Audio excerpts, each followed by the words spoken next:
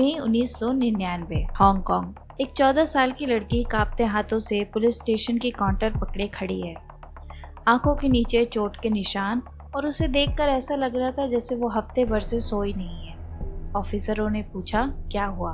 लड़की ने कहा, वो रोज रात को आती है बिना सर के मेरे सपनों में और कहती है, उन्हें बताओ कि उन्होंने मेरे साथ क्या किया। पुलिस ने लड़की के बताए हुए उस फ्लैट पर रेड मारी। शिमशा शुई नाम के एक जगह का एक नॉर्मल सा अपार्टमेंट, और अंदर एक शेल्फ पर एक हेलो किटी डॉल रखी थी। एक कांस्टेबल ने डॉल उठाया। वो भारी थी और जब उन्होंने उसे खोलने की कोशिश की तो इससे पहले कि मैं आपको बताऊं कि उस डॉल में ऐसा क्या था, आपको ये जानना ज़रूरी है कि फन मिन ई नाम ये लड़की कौन थी, क्योंकि सिर्फ वो एक केस नहीं थी, वो एक इंसान थी और एक माँ थी।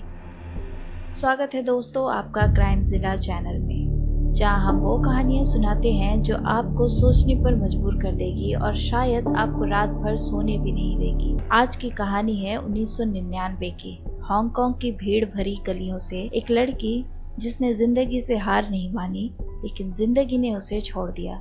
3 मुजरिम, एक बच्ची और एक हेलो किटी डॉल। रुक जाइए, कहीं मत जाइए और बने रहिए इस ट्रू क्राइम केस के अंत पड़ाव तक। तो चलिए बिना देर किए शुरू करते हैं।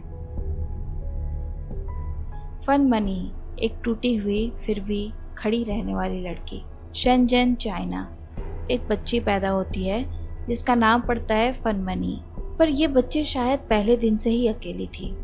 उसके पेरेंट्स ने उसे छोड़ दिया इतनी छोटी उम्र में कि उस बच्ची को याद भी नहीं होगा कि उनके चेहरे कैसे थे। उसे भेज दिया गया मा ताओ वाई के एक ऑल गर्ल्स अनाथालय में, हांगकांग। हांगकांग में जिंदगी थी, रूल्स थी, एक छत थी, शायद थोड़ी प्यार जैसी भी कोई कुछ चीजें थी। लेकिन जब फन 15 साल की हुई, उस अनाथालय के लोगों ने कहा कि यहाँ एज लिमिट है और तुम्हें यहाँ से जाना पड़ेगा। सोच के देखो, 15 साल की एक बच्ची, ना घर, ना पैसा, ना फैमिली, अकेली हांगकांग के उन गलियों में जहाँ रात को सिर्फ एक ही तरह की जिंदगी मिलती थी उन जैसे बेघरों के लिए। फन को ड्रग्स में राहत मिली, पर ड्रग्स जो उसे पहले राहत देता था वही ड्रग्स उसके जिंदगी के लिए कैद बन गई। और प्रोस्टिट्यूशन जो शुरू में मजबूरी थी वो एक रूटीन बन गई। 21 साल की उम्र में शाम शुई पो नाम के एक जगह में फन एक रोमांस विला नाम के ब्रॉथल में काम करती थी। 1996 में फन ने शादी की नग चुई नामक नाम के एक आदमी से। वो भी एक क्लाइंट था, ड्रग एडिक्ट भी था और अब्यूजिव भी था। फन को उसमें क्या दिखा ये सिर्फ फन को ही पता था, पर फन ने उससे ये सब जानने के बावजूद शादी कर ली। पर पड़ोसी बताते थे कि उनके घर से रात को आवाजें आती थी, लफड़े की, चीखने की, एक छोटे बच्चे के रोने की। नवंबर 1998। फन मनी इस वक्त 22 साल की टूटी फूटी जिंदगी गुजार रही थी, पर इस टूटी फूटी जिंदगी में ही उसने एक बेटे को जन्म दिया। और फन के लिए इस बेटे के आने के बाद सब कुछ बदल गया।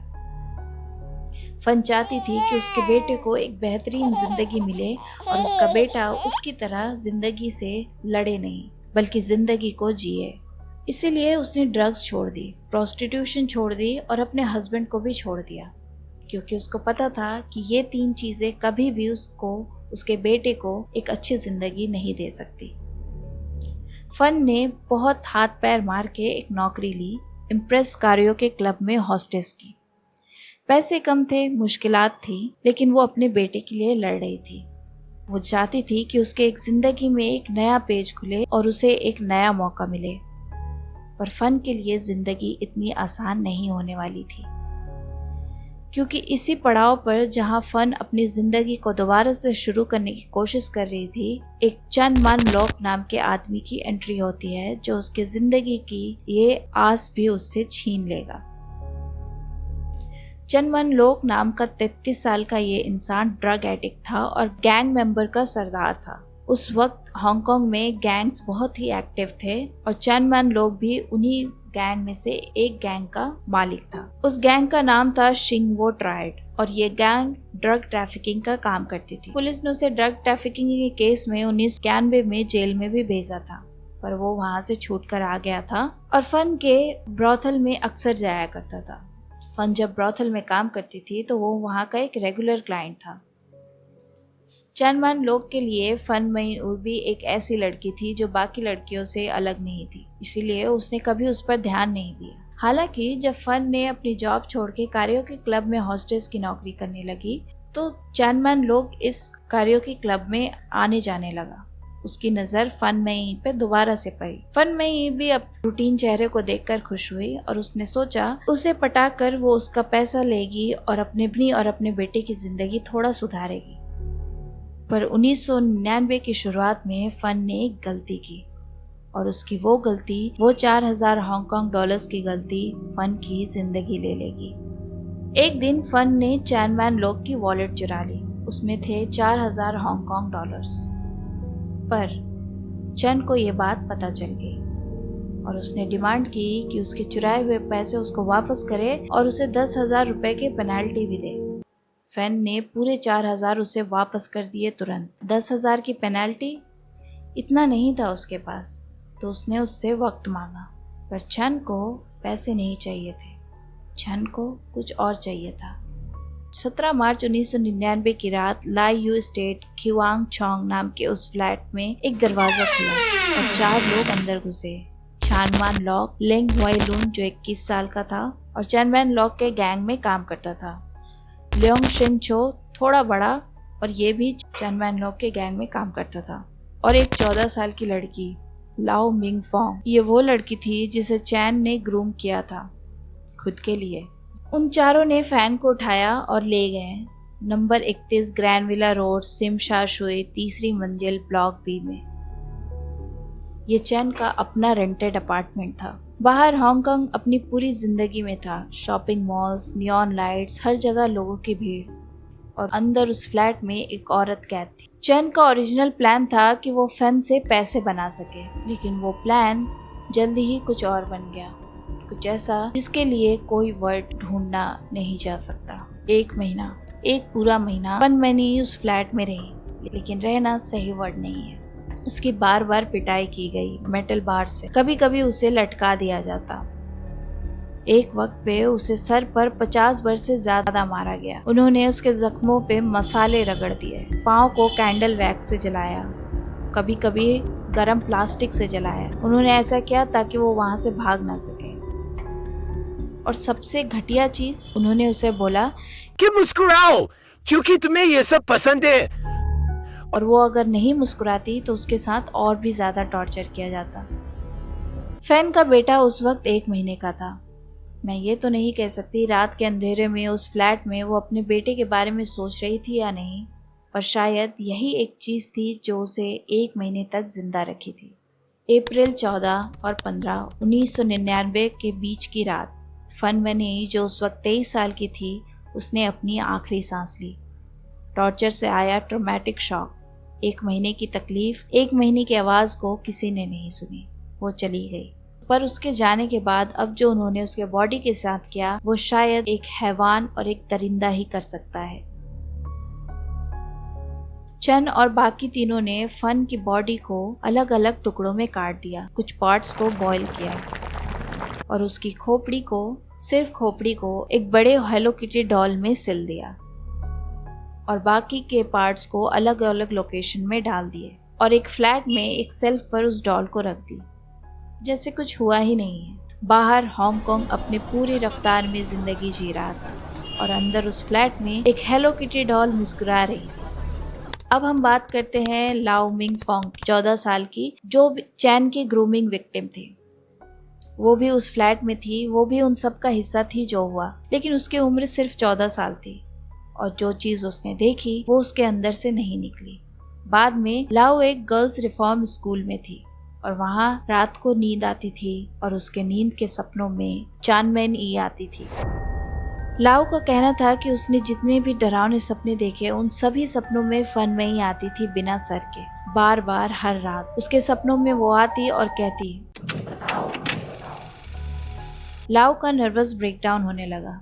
रिफॉर्म स्कूल की सोशल वर्करों ने नोटिस किया, बात की, समझा। लाओ ने शायद सबसे हिम्मत वाला काम किया जो वो कर सकती थी। उसने सब कुछ पुलिस को बता दिया। मई 24, 1999 लाओ मिंगफोंग कांपते पांव से याओ माई तेई पुलिस डिवीजन पहुंची। 3 कांस्टेबल लाओ ने उन्हें वो सब बताया जो हुआ था, कहाँ हुआ था और डॉल के बारे में। पुलिस ग्रैनविल रोड पहुंची, फ्लैट खोला और उन्हें सेल्फ पर वही डॉल मिली।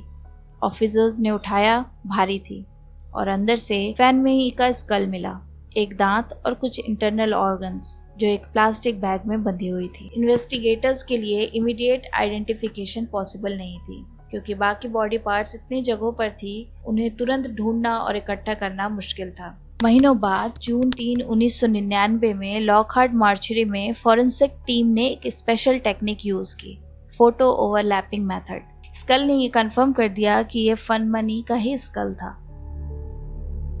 अब अरेस्ट की बारी आती है। चैनमन लोग मई 28 को स्वैट टीम ने उसके सेक लाई स्टेट फ्लैट पर सुबह सुबह रेड मारी और वो वहीं था अपने वाइफ के साथ, नौजवान बच्चों के साथ।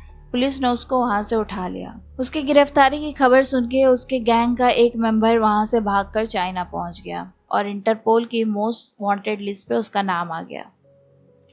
फरवरी 14, 2000 को वैलेंटाइंस डे पर उसके पासपोर्ट में कुछ इरेगुलरिटीज मिली, इसकी वजह से वो पकड़ा गया और तीनों की गिरफ्तारी हुई। और लाओ मिंगफोंग उसने इम्यूनिटी डील लिया, ट्रायल में स्टेट का विटनेस बनके टेस्टिमनी दी।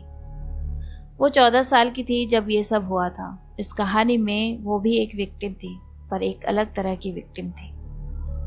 अक्टूबर 20, 2000 को ट्रायल शुरू हुआ और पहले ही दिन कोर्ट रूम में एक बात सबने नोटिस की, स्मेल थी। रिपोर्टर्स ने लिखा बैड स्टेंच। उसके कातिलों ने कुछ बातें कबूल की। हाँ, उन्होंने बॉडीज को डिसमेंबर किया था, लेकिन कहा उन्होंने मर्डर नहीं किया। ये भी क्लेम किया कि फन की डेथ ड्रग ओवरडोज से हुई थी। और क्योंकि ज्यूरी डिटरमाइन नहीं कर पाई कि बॉडी पार्ट से क्लियरली प्रूव हो कि डेथ उनके टॉर्चर से हुई थी या ड्रग ओवरडोज से, उन्होंने इसे नाम दिया मैनस्लॉटर का। 1 महीने की कैद, 1 महीने की तकलीफ और वर्डिक्ट था मैनस्लॉटर। लेकिन जज पीटर नॉगयोन ने सेंटेंसिंग में जो कहा वो हिस्ट्री में गया। Never in Hong Kong in recent years has a court heard of such cruelty, depravity, callousness, brutality, violence and viciousness. 3 लोगों को उम्र कैद की सजा सुनाई गई, 20 साल के पैरोल की पॉसिबिलिटी के बाद। साइकेट्रिस्ट के अनुसार उन तीनों को देखकर ऐसा कहीं भी नहीं लग रहा था कि उन्हें अपने किए का कोई भी पछतावा है। वर्डिक्ट के बाद ल्यूंग वाई लून की बहन का नर्वस ब्रेकडाउन हुआ और उसके भाई ने कोर्ट का दरवाजा तोड़ दिया। फन मई का स्कल ट्रायल के बाद फोरेंसिक पैथोलॉजिस्ट के पास रही जब तक अपील प्रोसेस कंप्लीट ना हो। मार्च 2004 में उसकी जन्म फैमिली को इन्फॉर्म किया गया और फिर मार्च 26, 2004 में उसके स्कल को क्रीमेट किया गया। 25 साल बाद उस लड़की की हड्डियां जो सिर्फ अपने बेटे के लिए जीना चाहती थी, को फाइनली शांति मिली। लॉन्ग शिंग चो, जिसने अपील करके अपनी सज़ा 18 साल करवा ली थी, को अप्रैल 2014 में रिलीज़ किया गया और अगस्त 2022 में फिर से उसने एक 10 साल की बच्ची के साथ असॉल्ट किया और उसकी फिर से गिरफ्तारी हुई। 1 साल की सज़ा मिली। उसे क्यों छोड़ा गया, उसकी सज़ा क्यों 18 साल की, किसने अप्रूव की, ये सिर्फ कोर्ट को ही पता थी।